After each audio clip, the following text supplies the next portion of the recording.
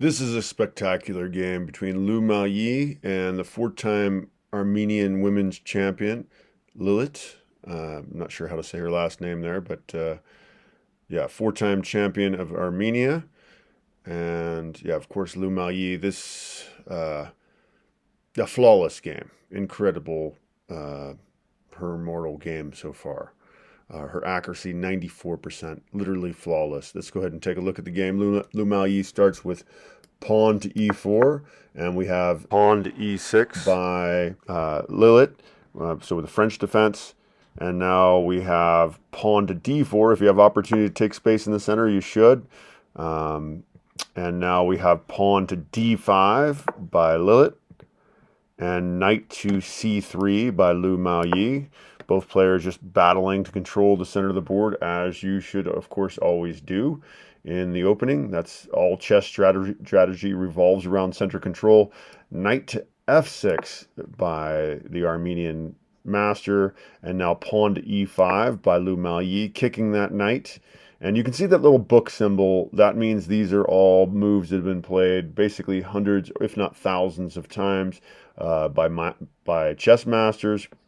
We now have knight to d7 by black, and now queen to g4 here. Now, this used to be a very popular move like prior to the 1960s, but it really hasn't been used very much in high-level play recently, so maybe a bit of surprise for the Armenian master given by Lu Miaoyi. But she manages to find the best move in the position, simply playing c5, as you often do in the French defense. This is the best move. That's what that little star means. And now we have knight to b5 by Lu Miaoyi. Not the strongest move in the position, suggesting just go ahead and develop your knight to f3, as you want to try to get as many pieces into the chess game as efficiently as possible.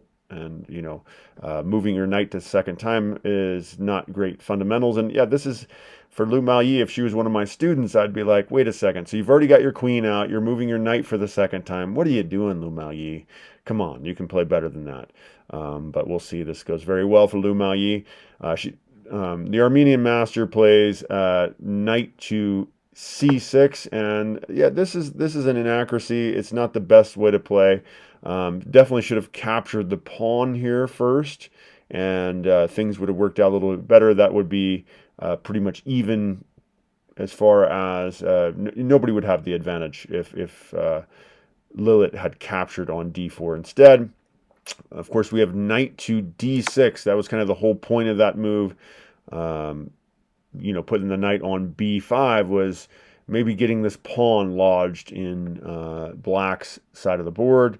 And of course, Lilit doesn't want to have to move her king, so she does play bishop captures on d6 here. And now maybe pause your video for a second and think about what would be the best move to play in this situation. So if you're playing for white, what should you play here? It's not entirely obvious. Some of you, I'm sure it is obvious. But for others, this is, a little bit of a tricky move. I would call this a Zwischenzug, or an in-between move. So it's kind of an unexpected move that you play that's very forceful. So if you've decided you wanted to check it out, hopefully you've already paused your video. And if not, I'll go ahead and reveal the move. It's queen captures on g7, attacking the rook. Of course, she's going to capture the bishop, but that will come. We're gonna make it so that black can't castle. You want to get after the king. If you can keep him from castling, he's going to be a lot easier to catch. Certainly the best move in the position. And yeah, this is really the only move that makes any sense here, playing rook to f8 here. And now we play e captures on d6, picking up the bishop. And of course, that's the best move there.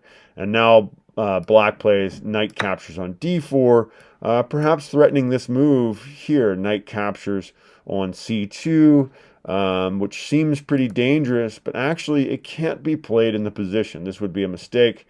So Lu Miaoyi plays knight to f3 here, which is not necessarily the best move. Bishop to d3 is the best move.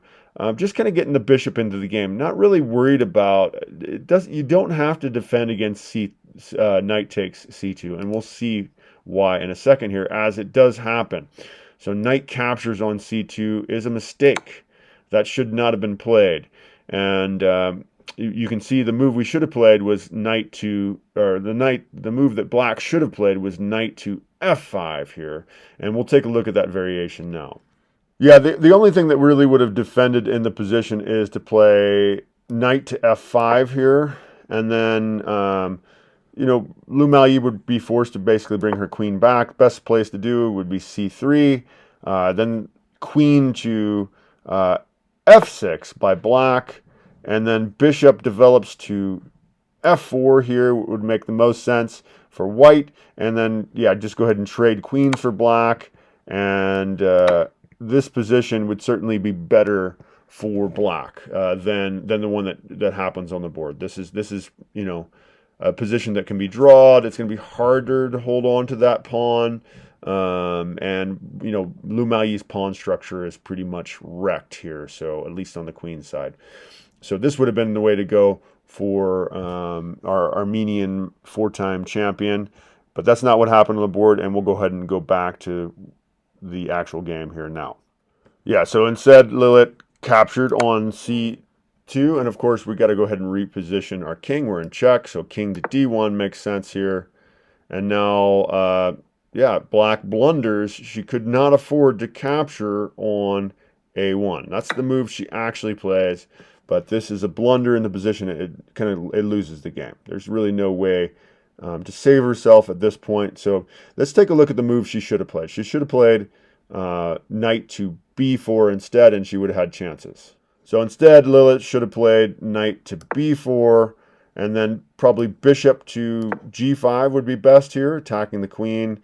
Just blocking with the pawn would work here. So pawn to f6, and Lu Miaoyi or white would be forced to move the bishop back to h4. Again, this is not what happened on the board. This is just what should have happened if black wanted a chance to survive this game.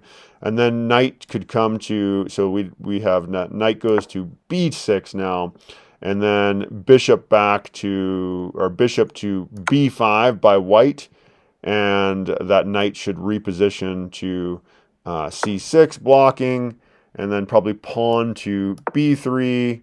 Queen captures pawn here on d6. Bishop captures pawn on f6. And,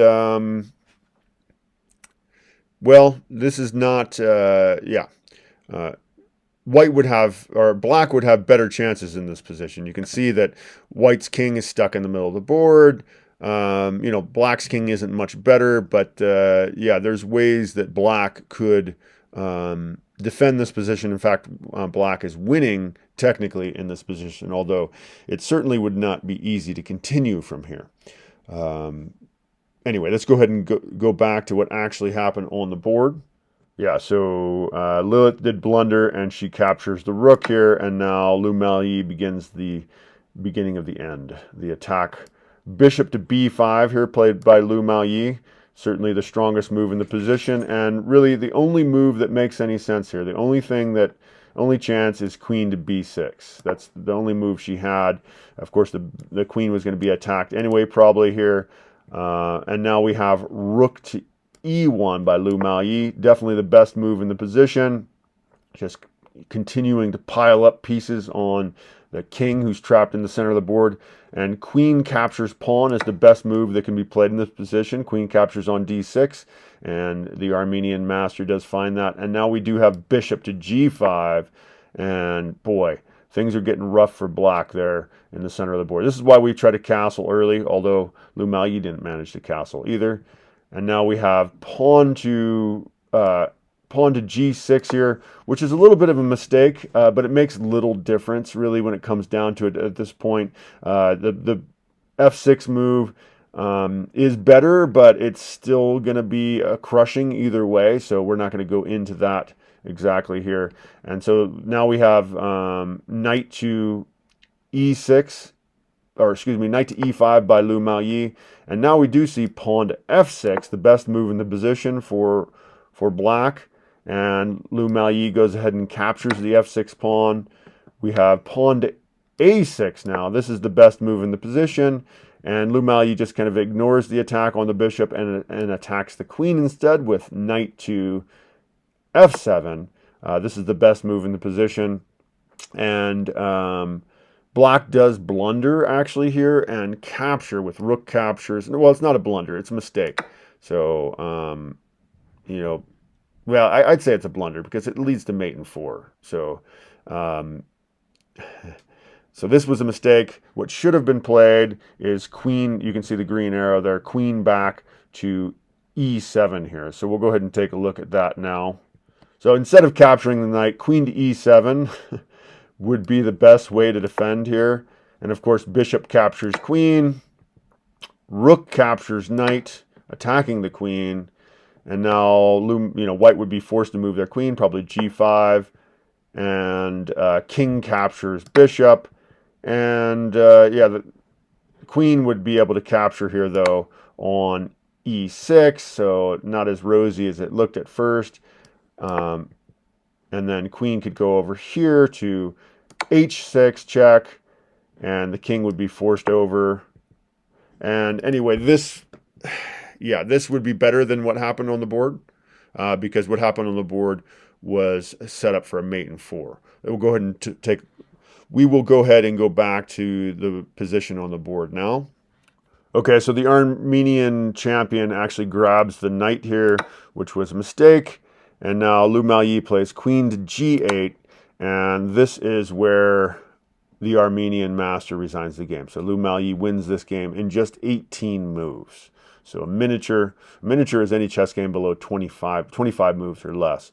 So yeah, this is definitely a miniature, a crushing of a very strong player, rated at 2380. In fact, actually, she's rated over 2400 right now.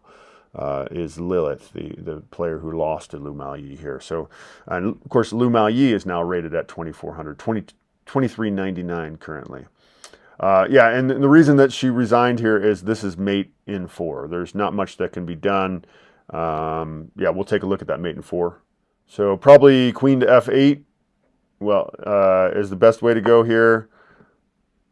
But then just rook captures, check, and they can block with the rook, but you can go ahead and capture the rook. The queen can't capture as she is absolutely pinned to her king, so the king has to move over.